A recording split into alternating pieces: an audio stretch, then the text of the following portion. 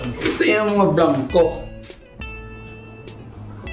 You cannot pass a law with blank. It is not allowed by law. You cannot pass an incomplete appropriation or bill for that matter, whatever. Pagka ganon, there's something terribly wrong. And as a matter of fact, I would say, kung may mga blanco yan lumusot, that is not a valid legislation. Kung nasa batas na yan, lumabas na yan ng blanco-blanco, either it could be filled up before or after sa Congress, pagka ganon, what must be submitted is the true and correct figure coming out as prepared by the budget. He's lying.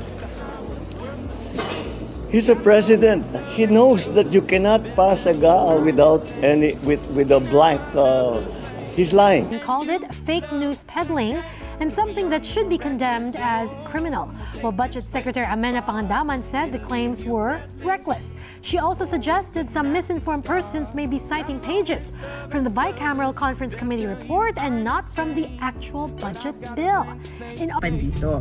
Yung isa ay yung GAA na nasa website ng DBM at yung isa pong sinasabi nila Congressman Ungab ay yung Bicameral Committee report. Alam niyo po sa Bicameral Committee report, dito supposedly nire-reconcile yung pagkakaiba ng Kongreso, ng House of Representatives at ng Senate.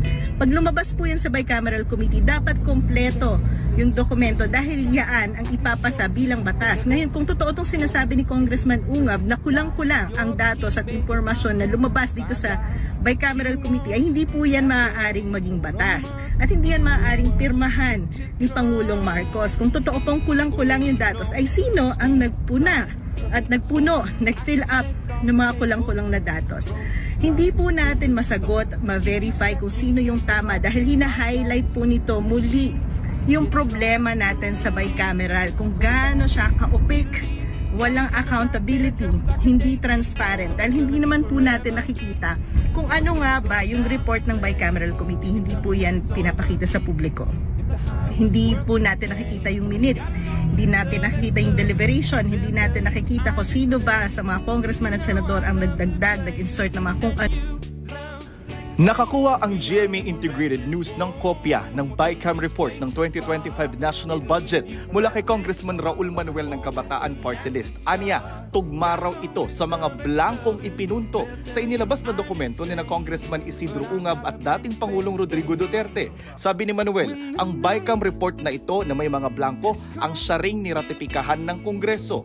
Aniya, binigyan daw ng kopya ng BICAM report ang lahat ng kongresista noong Disyembre bago ito sinalang sa plenaryo para maratipika. Pero ang problema, in-email lang daw ang soft copy nito. Kulang isang linggo bago ang ratifikasyon. Habang ang printed copy naman, ibinigay lang daw wala pa isang oras. Siguro ko sa taong bayan na hindi ako kailanman pumirma ng anumang papel hinggil sa budget ng 2025 o sa BICAM report na yan na nagsusulong na magbawas ng pera sa mga lehitimong proyekto. Paano ko naman pipirmahan ang blankong papel? Sino Darwin Gatchalian at Joel Villanueva na miyembro ng BICAM at pumirma sa BICAM report, walang blanko sa naturang dokumento. Sa akin and my team, wala kami nakitang blanko. Kasi dapat balanse, yun ang tinitignan namin parati. So, I have a whole team na tinitignan yung budget bago ko. But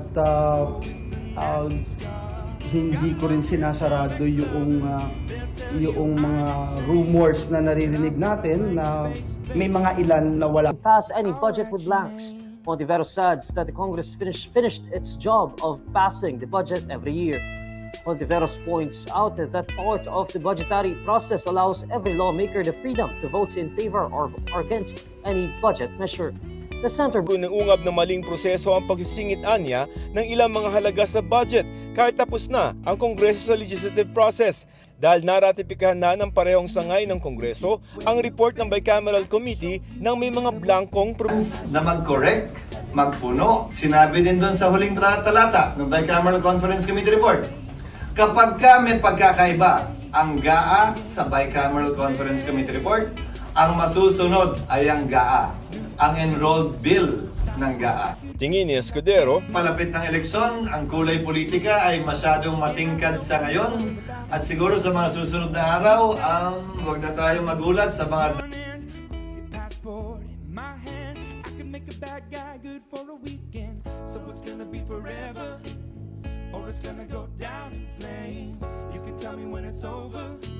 Dun sa nakita natin, dun sa mga dokumentong ipinisinta ni Congressman Ungab at doon sa dokumento nga na nakita natin na BICAM report mula sa Senado na andun yung mga blankong mga items o walang mga sulat. Ito yung mga yung panig nila Congressman Ungab ay hinighlight pa yung mga items na yan na mga blanko. At yun din yung mismong nakita natin, parehong mga dokumento na may mga blankong items na nakita tayo doon sa dokumento nang galing naman sa Senado.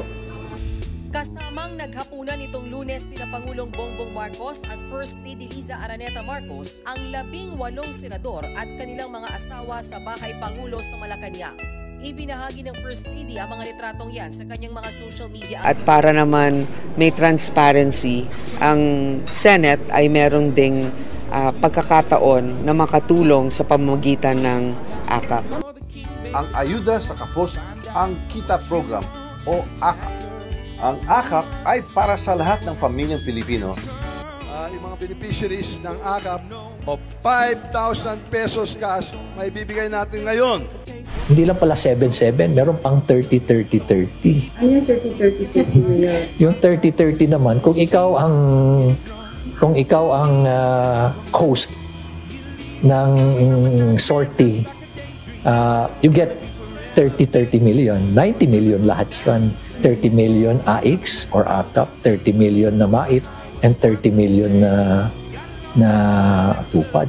Kritiko sa 2025 national budget ang tinapyasang pondo ng Department of Education at zero government subsidy para sa Philippine Health Insurance Corporation. Patayin sa firing squad ang mga nangungurakot sa gobyerno. Yan ang panukala ng isang mambabatas para raw matuldukan na ang korupsyon. Patayin sa... But I've got a blank space, baby. When the night has come